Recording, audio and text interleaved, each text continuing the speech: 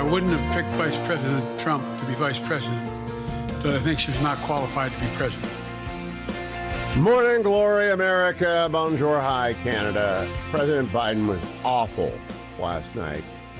And if you slept on it, if you watched it and you slept on it, you woke up worried for the country because he was awful.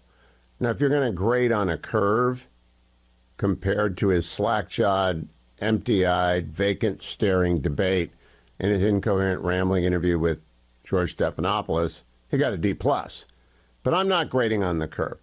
The president was awful in many ways last night. Not as bad as his slack-jawed, incoherent debate performance, but grading on the curve, Joe Biden can shuffle forward, right? It's possible for him to shuffle forward. Aaron Blake of the Washington Post sort of represents Beltway media, good at his job. He had the, quote, 5 takeaways. Now, these are legacy media takeaways. Very typical of Manhattan Beltway media elites, what Aaron wrote last night. But it's fair. It's what they think, they being the blue bubble media elites. 1, strong, but with stumbles. Democrats' purgatory continues. 2, the news conference played to his strengths, and he was mostly at home. Not even sure what that means, Aaron. 3, he basically conceded he's not in great shape politically. No, actually he didn't.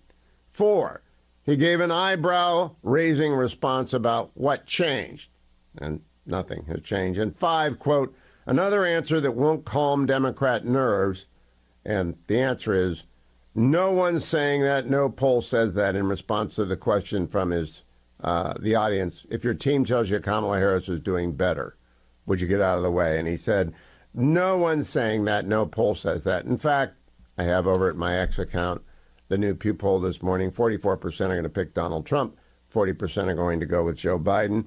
The questions were softball from the media. The answers were rambling. The WTHs were always there. He had a weird Walter Frey from Game of Thrones look on at one point. Bottom line, he was awful. Awful. And the questions were softballs, and the press fell on its face again. I think Zeke Miller and the last guy made an effort. We had a French guy stand up and say, we love you, we love you, we love you in French.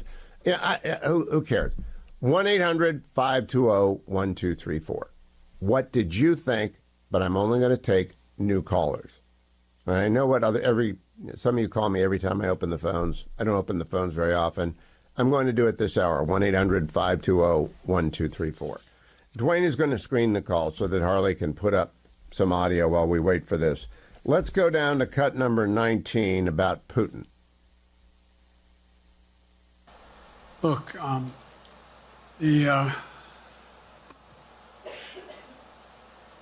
like I said, I'm dealing with Xi right now and direct contact with him. I have no good reason to talk to Putin right now. There's not much that he is prepared to do in terms of accommodating any change in his behavior. But there isn't any world leader I'm not prepared to deal with. But I understand the generic point is Putin ready to talk? I'm not ready to talk to Putin unless Putin's ready to change his behavior. And the idea, look, Putin's got a problem. All right, he doesn't have a problem. Putin is a criminal and a horrible human being and a human rights monster who ought to be in jail. That's Putin's problem. Joe Biden's problem, he can't think straight. Literally 50 seconds apart, he did this, cut number 20. We'll paste it together for you. Is Putin ready to talk? I'm not ready to talk to Putin. I'm prepared to talk to any leader who wants to talk, including all right, so that's the kind of immediate reversal in the same sentence. Rambling, incoherent last night. A couple of strung together sentences that might have made sense. Again, my phone number is 1-800-520-1234. And you can tell me what you thought, but you have to be a first-time caller. One just outright lie. I just want to correct the record because I don't expect people to read Israeli news like I read Israeli news. Cut number 21. I mean, my numbers are better in Israel than they are here. But then again, they're better than a lot of other people here, too. But anyway. Yeah, that doesn't make any sense. It doesn't make any sense. It's not true. In Israel, Times of Israel March poll, Israelis preferred Trump 44 to 30%. All right, so that's just an example. I'm fact-checking here. And there's gibberish at the beginning, cut number 2. I directed the intelligence community to be a significant amount of intelligence be declassified so I could start building an international coalition to oppose the invasion. Can I give you my biggest whopper?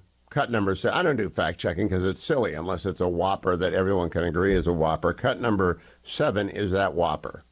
And I might add, there are at least 5 presidents running or incumbent presidents who had lower numbers than I have now, later in the campaign.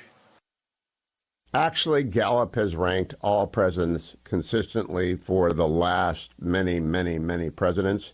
He's in his 13th quarter, 3 years and 1 quarter. No one had numbers lower than Joe Biden.